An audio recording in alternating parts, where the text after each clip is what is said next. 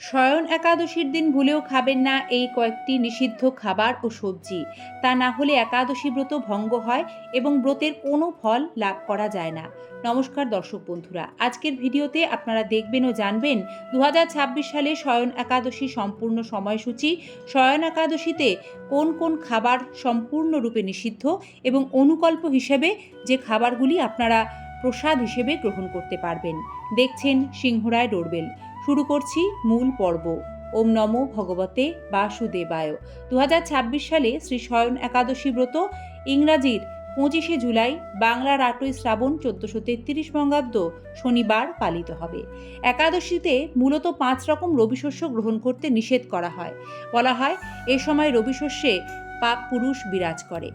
এই 5 ধরনের রবিশস্য হল ধান জাতীয় সকল প্রকার খাবার, যেমন ভাত, চাল, চালের তৈরি সব ধরনের খাবার, মুড়ি, চিড়া, সুজি, চালের পায়েস, খিচুড়ি, চালের পিঠা, খই ইত্যাদি। গম জাতীয় সকল প্রকার খাদ্য, আটা, ডালিয়া, ময়দা, সুজি, বেকারির বিস্কুট, ময়দার তৈরি সব ধরনের খাবার, হরলিক্স ইত্যাদি। জব বা ভুট্টা জাতীয় সব ধরনের খাবার, সব ধরনের ডাল একাদশীর দিনে নিষিদ্ধ। সরিষার তেল, সয়াবিন তেল, তিল তেল ইত্যাদিও একাদশীর দিন খাওয়া যায় না। একাদশী ব্রত পালন করলে সূচি সাত্ত্বিকভাবে ব্রত করতে হয়, তাই একাদশীর দিন চা, বিড়ি, সিগারেট, পান, কফি কোনো ধরনের নেশা গ্রহণ করা যায় না, তাতে ব্রত ভঙ্গ হয়। একাদশীতে কোন কোন সবজি ভুল করেও খাওয়া যাবে না।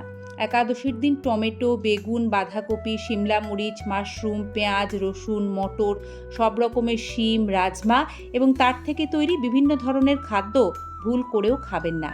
এছাড়া করলা, লাউ, মোচা এগুলিও খাওয়া যায় না। কোনো রকম পাতা জাতীয় শাক একাদশীর দিন খাওয়া যাবে না, যেমন পুঁই শাক, পালং শাক, লাল শাক, কলমি শাক কোনো শাকই একাদশীতে খাওয়া যায় না। তারপর এবছর শয়ন একাদশী শ্রাবণ মাসে পড়েছে। এটি চাতুর্মাস্যের প্রথম মাস, আর সেই নিয়ম ধরে শ্রাবণ মাসে কোনো ধরনের শাকই খাওয়া যায় না, তাই এই দিন আপনারা শাক পাতা গ্রহণ করবেন না। একাদশীর দিন মেথি, হিং, সর্ষে, তেঁতুল, মৌরি, এলাচ, কালোজিরে, জায়ফল, পোস্ত, জোয়ান, লবঙ্গ, baking soda, baking powder, custard powder এইগুলিও ভুল করে খাবেন না। তাহলে একাদশীতে কি খেতে পারবেন? একাদশী ব্রতের দিন অনুকল্প প্রসাদ গ্রহণ করেই আমরা একাদশী পালন করি।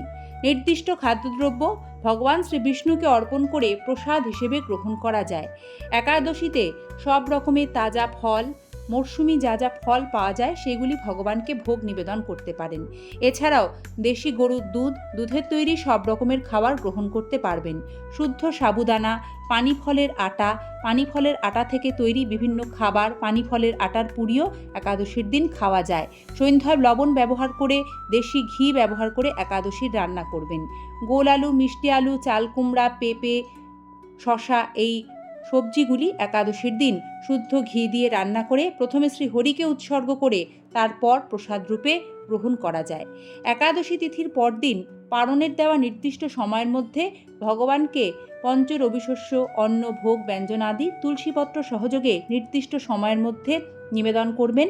পারণের মন্ত্র উচ্চারণ করবেন। একাদশীর ফল ভগবানের শ্রীচরণে সমর্পণ করে সেই ভোগ প্রসাদ হিসেবে গ্রহণ করবেন এবং একাদশী ব্রত এইভাবে সমাপন করতে হয়, নতুবা একাদশীর কোনো ফল লাভ হয় না। একাদশী ব্রত পালনের প্রকৃত উদ্দেশ্য শুধু তো উপবাস নয়, নিরন্তর ভগবানের নাম স্মরণ, মনন, শ্রবণ কীর্তনের মাধ্যমে একাদশীর দিন অতিবাহিত করতে হয়। এদিন যতটুকু সম্ভব একাদশী পালনে পরনিন্দা, পরচর্চা, মিথ্যা ভাষণ, ক্রোধ, দুরাচারী, স্ত্রী সহবাস সম্পূর্ণরূপে বর্জনীয়, নিষিদ্ধ।